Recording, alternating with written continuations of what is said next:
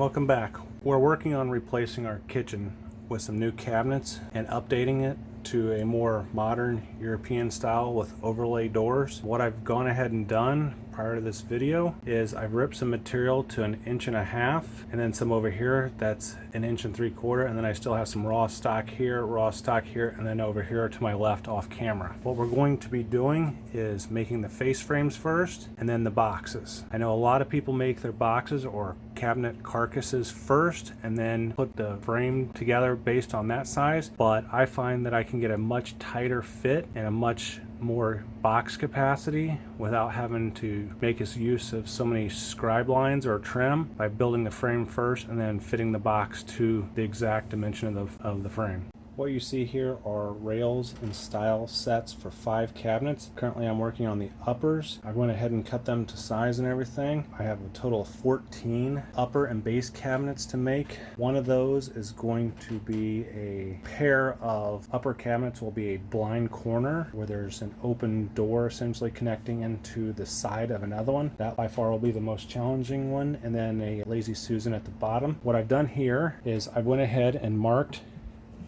which cabinet on the item list this is. Like this is 15C, sorry it's upside down, and I've also labeled an arrow pointing to the front. So I've already kind of screened these out to which side is the outside and which side is going to be the front. That way I know how to go about assembling them, and since I'm dealing with so many at once, I've got to keep it organized and everything. Now what I'm going to be doing is using pocket screws to actually assemble these. I prefer to use pocket screws with glue, even though some people say that pocket screws are more than strong enough to hold the butt joint together. That glue to me adds a little extra strength. It's the way I was taught a long time ago. Then it was dowels and glue. In preparation for the assembly of my face frames, I went ahead and made a pocket hole screw jig based on the Kreg jig. These riser blocks right here and 2 on the other side are the exact height of this to help support the frame. This is on a nice stable base which I can clamp to the workbench here so it won't move as I'm drilling out a lot of holes. Before you actually use your real material, which this is for my face frame for cabinet number 8, you want to use a piece of scrap. This is a small piece of scrap. It's 1.5 inches wide by 3/4.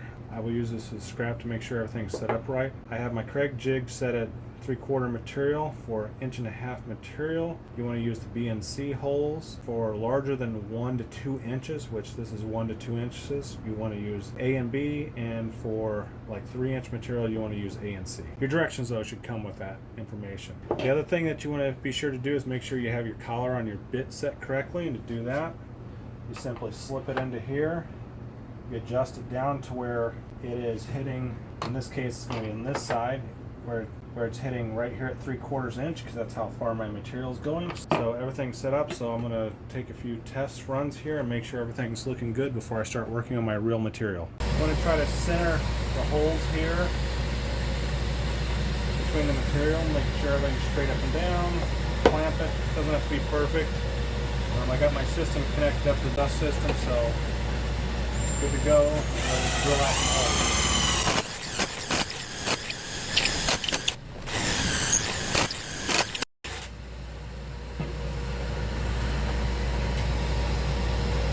So what you want to do is you want to be sure to drill your holes so that they're in the rails, so that your stiles are going up and down, because you want to screw your screws into the long grain, not an end grain, because what happens if you screw it into the end grain, it'll pop right out pretty easy.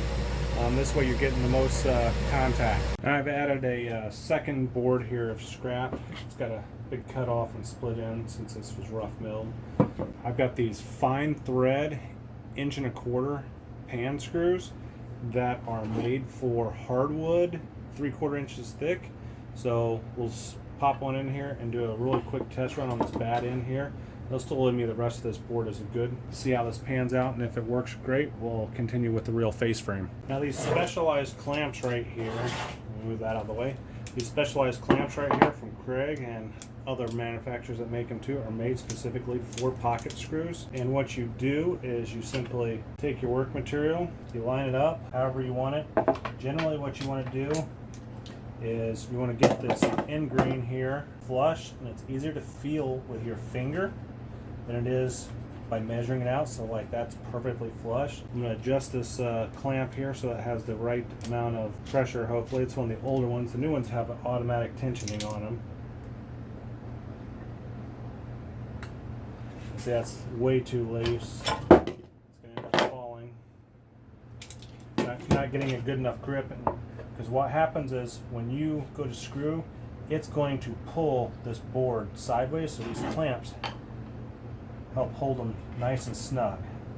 You want to make sure you get it nice and flush. Feeling it is usually a good way to do it. And then you try to center the clamp just like that, and then screw one in. Screw the other side in. But what happens if a lot of times if you don't have this with enough pressure, it can walk that board. What you do is back your screw out of the hole you started, reclamp it so you get enough pressure, and then screw into the other hole, because you might already have a little bit of a hole started there and you don't want to re-thread down that same hole, so you do it to the other one. But since I'm good, I'm just going to do both of them here just to test this out. Hey, if you're getting value out of this video, hit like and subscribe to my channel for more videos. When you're all done, you end up with a nice butt joint just like this. That's nice and smooth and flat on both sides. Any little edges that there might be, you can generally knock down with a little orbital sanding action, and you're good to go. Now, since this was just a test run, I did not put any glue in this, and obviously you see my edge here is not a good edge. This is more of a squared off edge. This was the raw sawmill edge that came from the supplier. I like to put some glue on this end so that there's also glue helping to hold it.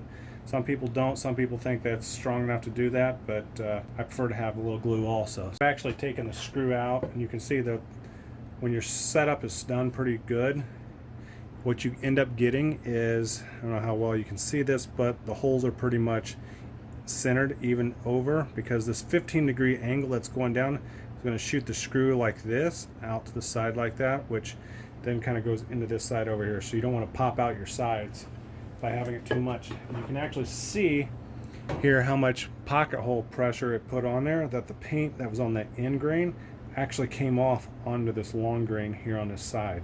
One trick I learned through the years is this board here may not be perfectly smooth, but because this is one of my rails, my cabinet calls for 30 3/4 inches wide. So this rail is actually 27 3/4. Take up for the 1.5 and 1.5 here.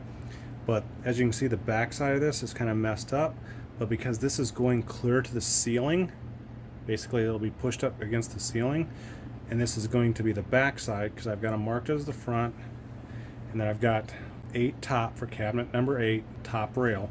No one will ever see this messed up wood that would otherwise be like considered, you know, not good for edge face frame, but the inside, you know, it's nice, crisp, there's no beat up edges or anything like that. So now one thing I like to do before I do any prepping, this is my face frame for my 42 by 30 3/4 cabinet, is I like to double check after I've even cut everything before I go drilling anything, because I don't want to have to drill and redo everything. So I'll basically dry fit it together to make sure everything's good, and then I will check the lengths with everything put together to make sure everything is perfectly aligned. Now what I've got here, you know, just like this, it's not actually 30 3/4.